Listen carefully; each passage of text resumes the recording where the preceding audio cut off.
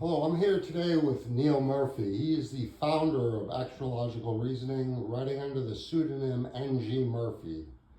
He publishes original articles on science and philosophy on his blog, which is adventuresinThoughtspace.blogspot.com.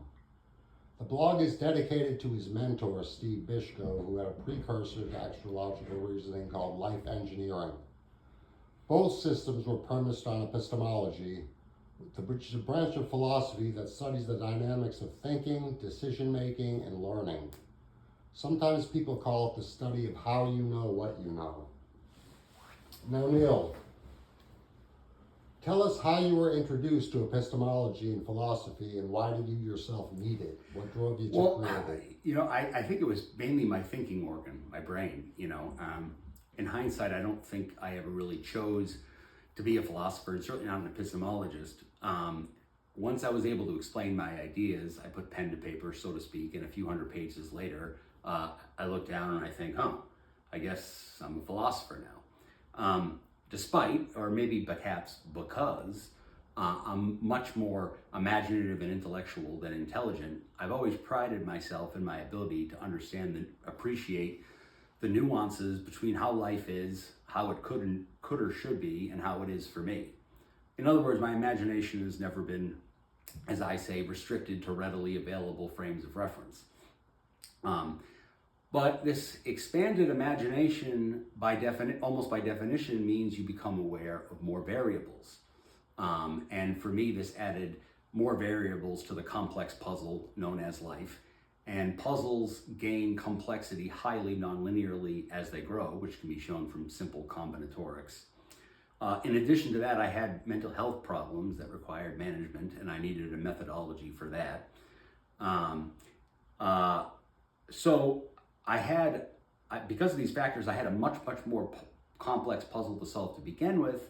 And because I'm much less intelligent than I am imaginative and intellectual, I had to try to solve it with a diminished puzzle solving capacity. But the silver lining was, of course, it put me on a somewhat unique path of discovery, culminating in astrological reasoning.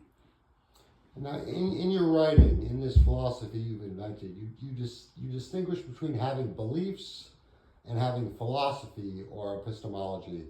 And then on some level, there's a choice that you call the binary choice. Yeah, for anyone who's created a philosophy, especially one undergirded on a foundational epistemology, which any broad philosophy should be founded on, you come to really appreciate the differences between simply having beliefs, having philosophy, and there's even some difference still between just having a philosophy and having a systematized methodology. And there is, to some extent, a binary choice between beliefs on the one hand and epistemology on the other. Now, despite whatever delusions people may have to the contrary, nobody, and this absolutely includes myself, is fundamentally designed for truth and rationality. They're designed for simulations of them known as beliefs and rationalization. Beliefs could be called a simulation of truth, and rationalization is a simulation of rationality. While I'm certainly not suggesting people can't be intellectually invested in their beliefs or seek truth, etc., the fact is very few people appreciate that beliefs always have been and always will be more of a cognitive, social, and emotional phenomenon than an intellectual one. But between truth and beliefs is an achievable middle ground called, you guessed it, epistemology. And this is when you make your most cherished and relied upon beliefs, your beliefs about beliefs, your knowledge of knowledge, your understanding of understanding. You make your most cherished and relied upon beliefs, your beliefs about belief forming and decision-making methods. And for those precious few with the right predilections, this allows for much greater general objectivity, mental health management, life learning, etc. Unfortunately, while epistemology is hugely cognitively and intellectually superior, the fact is it could never compete with the social advantages of beliefs. Most people don't think methodically enough for it, and epistemology is a longer path. Longer path, sometimes a better path, but it's still longer. Right now, extralogical reasoning seems to be for the precious few who are interested in epistemology, you're saying. It leans, yeah, exactly. But does that mean that the benefits are all or none? No, it does not mean the benefits are all or none. I mean, as long as as long as you think that the quality of a decision depends on circumstances for which it applies. You don't believe in living and dying by dogmas. I can at least give you something. It's easy to forget. People forget sometimes, I think, that learning is not just about the answers. It's also about the questions, the explanations, the presentations, the data, and that includes the counter explanations, questions, data, etc. I mean, the very fact that I'm sitting here now asking questions about these things makes me a potential asset to anyone who wants to learn about life-related wisdom. So that's been one of my objectives, is to make sure that even my opponents can learn something, or as long as they don't completely disagree with me. And so what I'm going to do is I'm going to post some questions, and on the blog. And it's just a list of questions. This is sort of like very informal curriculum. And what I tell people is gaining wisdom is not about whether you agree with me or agree with my principles. It's whether or not you can get intelligent and effective answers to certain questions. Do you know what wisdom is? Do you know what knowledge is? Do you know how it fits in with wisdom? Do you know how it fits in with intellect, etc.? If you can get intelligent answers to these questions that you can integrate into your working beliefs, which is less automatic than people think, but if you can, you're well on the way toward acquiring some quality wisdom and solutions to the puzzle of life. That's right. Tell us, if you will, why epistemology is needed. What is common learning and wisdom lacking? Well, growing up, there's a lot of talk about wisdom, the importance of having wisdom, people having wisdom, the sanctity of wisdom. But, I don't really recall anyone really giving me any substance. As I've said, there's a difference between having philosophy and having just beliefs. And there's a difference between teaching thinking and decision-making methods and simply telling people what to believe. Common learning and wisdom are just really collections of questionably consistent, questionably correct beliefs people are told to have, if not brainwashed into having. So forgive me for not being, terribly impressed. Right. I know you're always talking about methodology, that what people call common sense is anything but a methodology. Well, I mean, for something to be methodology, something has to actually have sort of agreed upon principles, like established principles, rather than 8 billion different ones that people think are all the same. Secondly, at least 2/3 of what's called common sense is his bastard brother, natural intuition, itself a vague and impure notion. But discard that for a moment. What most people think is natural intuition, which is false, it's the common thinking machinery designed to understand the world as it is. Anyone who understands evolution knows it's something much more akin to the common thinking machinery that's designed to make sense of a much different environment, the wild, for survival. Now, to make sense of an environment like the wild for survival strikes me as a pretty flawed design imperative for understanding the world as it is. In addition to the fact, much of your intuition is built at an early age, much of your intuition, before you're even all that able to think logically. And anyone who studied cognitive psychology, knows that it's much easier to be misled into thinking you understand something a lot better than you do when you're an adult. And now when you're 7 or 8 years old, or younger, it's built on a very flawed foundation. That being said, ER does not dismiss intuition or tell people not to consult with their intuition. It doesn't say that at all. It says that it's very stupid not to be skeptical of it and to try to find out what the flaws in it can be and compensate for it. Right. Now, you've said you want to teach methodology itself. Tell us about the core of curriculum and types of questions you have in it. Yeah, so I wanted to discover, develop, and ultimately teach methodology. So the true core of a curriculum and a body of inquiries, the latter by definition, is the questions. It's not the answers themselves. Amongst these questions are what I call distinguishing questions. And these are questions that force you to distinguish between related things like judgment and competence, raw intellect, wisdom, observer versus frame of reference, in physics, and being good at discerning the nuances between these things, or comprehending the nuances of these things, is one of the main things that turns knowledge into understanding. And failure to avoid confusing failure to avoid confusing them can lead to serious metastasis of confusion. It would kill, like if you confuse force and net force in physics, it kills you.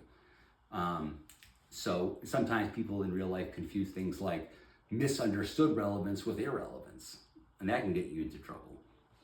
Right. You told me that finding the questions isn't as easy as some think. No, only in hindsight do analyses follow logical progressions. In real time, the questions often arrive before explicitly asked. What I tell people is that true free thinkers aren't just those who are desiring new answers to the typical questions. They're seeking new questions.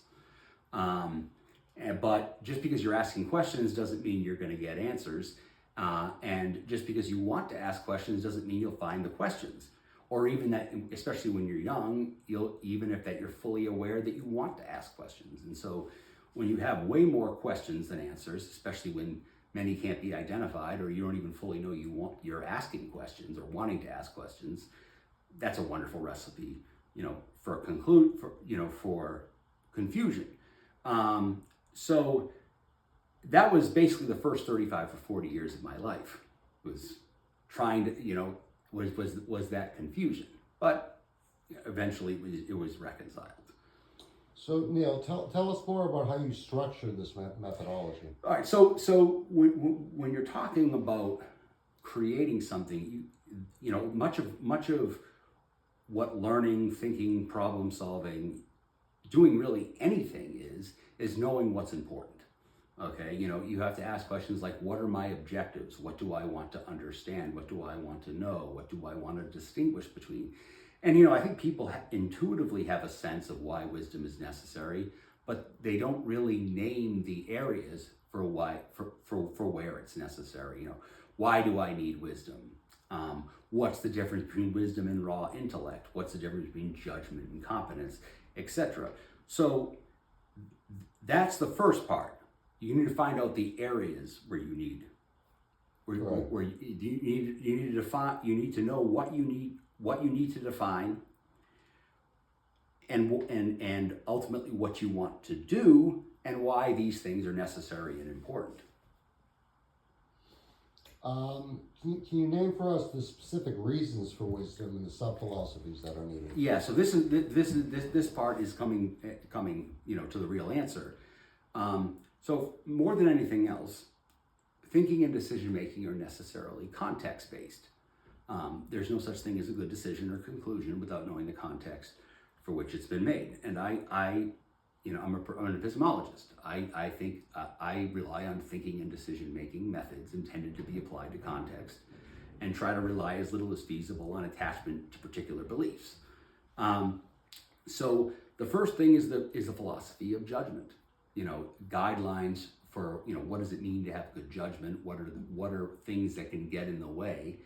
And as I've told people, that a lot of people don't understand the role of raw intellect in judgment. They think, oh, you're a smart guy, therefore so long as you're not like a total punk or emotional wreck, you should be fine. It's not that simple.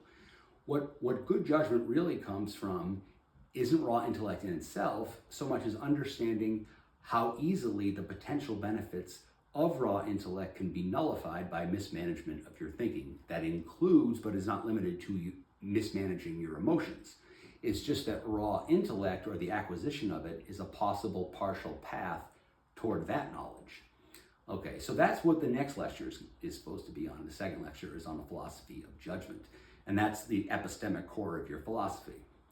The The second reason is you need a philosophy of learning. Obviously, learning is a kind of an important part of wisdom. And one way you could define wisdom, it's certainly a simplification to say the least, but one way you could say is that knowing means knowing the facts. Understanding means knowing how the facts fit in with each other. Proficiency means knowing what to do with it, which often requires knowing how those facts fit in with other facts. And wisdom means knowing what all these things are in the general sense and how they in turn fit together. But the philosophy of learning goes well beyond that. It also talks about in life learning, how do you like a lot of what happens in life is people get advice from people, they try to learn from other people, but they also want to make practical decisions. And a big problem with common judgment is they don't distinguish between the thinking you need for beliefs and the thinking you need for opinions. And sometimes I gave a talk once on some of my friends is that when you're living life and you get advice from people, your parents, your friends, whoever, you want to make prudent decisions, but you also want to learn something. How do you balance those two things? Because on the one hand, just believing what people tell you is not really learning. Learning is about more than simply knowing facts, and that assumes that what information you're getting is factual, which is by no means guaranteed. But at the same time, to make the right decision, you don't necessarily have to agree with the advice. So that's something that's addressed. The third reason you need wisdom is you need a philosophy of a human psychology. People talk about psychology. They don't really, but I have no recollection of anyone ever actually defining it. What is a psychology? Now, the first mistake people make is they don't seem to think that there's no difference between a person and their psychology. They are the same thing. You are your psychology. You do everything with it. It so happens that your intellect is part of it. And this is key because a lot of people somehow think that the intellect is independent of the psychology, like the non-intellectual components of a psychology would never have much effect on somebody's thinking, and that's preposterous. So ER, defines a human psychology, and it is modeled. A psychology is a complex belief network using complex systems theory, and this allows extra logical reasoning to unite all the systems of variables in nature directly relevant to life under a single set of unifying laws.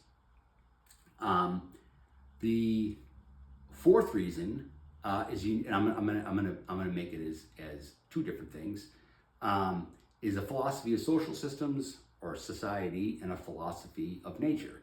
And I say them together because they've been united under a single set of laws by extra logical reasoning.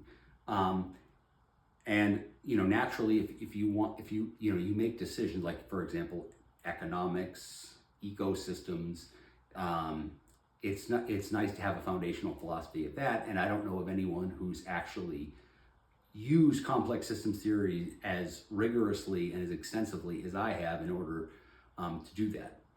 And there's a fifth reason. There's a fifth philosophy that it's kind of a sub philosophy. It'll be discussed at length in the second and the third lectures. Is a philosophy of expertise. Now, people talk about expertise. Oh, you should listen to the experts. Do what the experts tell you. And I'm not. Extra logical reasoning does not tell you not to hear what the experts have to say. But it's always been assumed that experts are all equally reliable, and that's certainly not the case.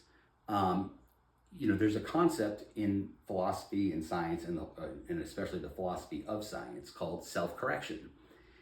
And self-correction is something that it refers to a field or a pool of beliefs' ability to correct itself over time, especially from its mistakes. And it's based on how much of an exact science field is, how much can they directly test their concepts, their principles, their beliefs. Like some fields like classical physics and mechanical engineering are highly self-corrective because they're exact sciences, or they're close to exact sciences. Something like the mental health field has low self-correction. They have all kinds of, psychology is an inexact science. They have all kinds of they don't have as clear-cut of objectives as mechanical engineering and classical physics. They have external constraints like, for example, their beliefs have to fit in with the legal system. They have to avoid being sued. Their beliefs, their principles have to fit in within the healthcare system. And then this isn't a moral judgment, I'm just stating as a fact. Their patients are really clients, so they have marketing constraints, and appealing to what a patient wants is not necessarily it's not necessarily about completely straightforward results. And so self-correction is something that is talked about as a means of evaluating experts in the second and third lectures. Can you just summarize the philosophies for us? Okay, so so I gave you a lot there. There's a philosophy of judgment. That's the epistemic core of philosophy. There is a philosophy of learning, where you talk about what knowledge is, what understanding is, what proficiency is, etc., what wisdom is, on the path to get there. And then there's a philosophy of a psychology. You need to, and then you need to have a philosophy of social systems and nature. And within those, you need a philosophy of expertise. All right, well, thanks so much for stopping by, Neal. Yeah, thanks. All right.